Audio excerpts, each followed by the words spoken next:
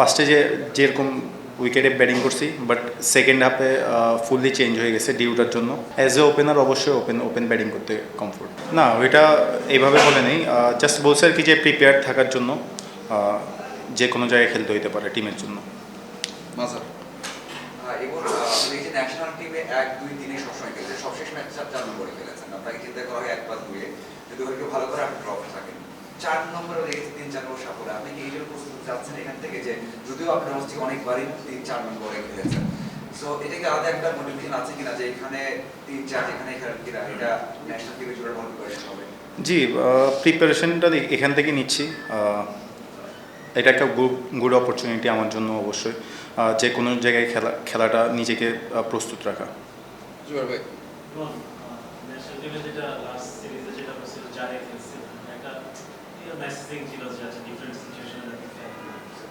এখানে কি ওইটা ছিল, আর আপনি কি মনে হয় আপনি ওপেনিং খেললে যে ব্যাটটা ফেলতে পারতেন, যেটা আমরা সেকেন্ড ইনিংসে শান্তর কাছ থেকে দেখছি, সিমিলার ব্যাট আপনি ফেলতে পারতেন না, আর একটু বিশটা বেশি হতে পারতো। আমরা জানি যে সেকেন্ড ইনিংসে ডিউ থাকে 190ও সেট নাই। ছোট প্রশ্ন, আমি তো আপনি বলতেন আর কি, আপনি কি পার্সোনালি ফিল করেন কিনা চারে খেলে আপনি আপনার ফুল পটেনশিয়ালটা শো করতে?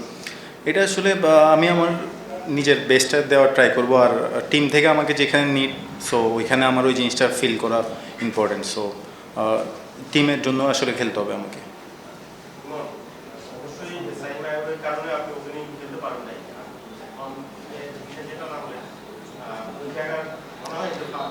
চারে নামছি।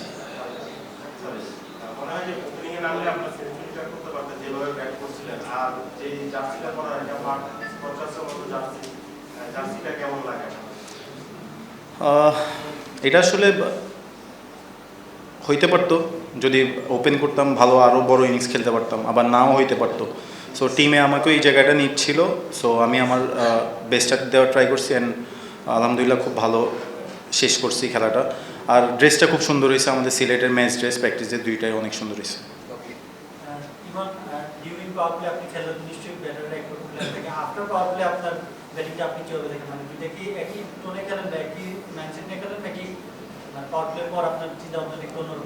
না, তখন অবশ্যই অন্যরকম চিন্তাভাবনা থাকে। পাওয়ার প্লেতে এক রকমের খেলা, আফটার 6 ওভার্স আরেক রকমের খেলা, সো ওই জিনিসটা ওইভাবে খেলার চেষ্টা করতেছি।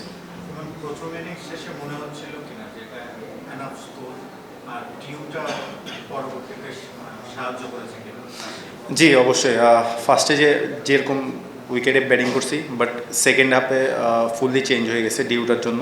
বল সুন্দর ব্যাটে আসতেছিল, আমি কিপিংও করতেছিলাম, সো সেকেন্ডে ব্যাটিং করা একটু ইজি ছিল। অ্যাজ এ ওপেনার অবশ্যই ওপেন ব্যাটিং করতে কমফোর্ট।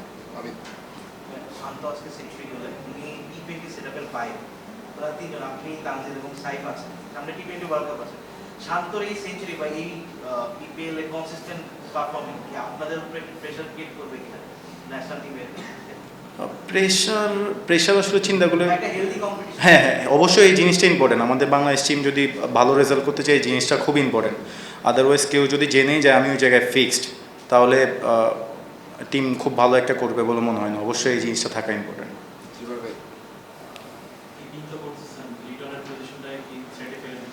না,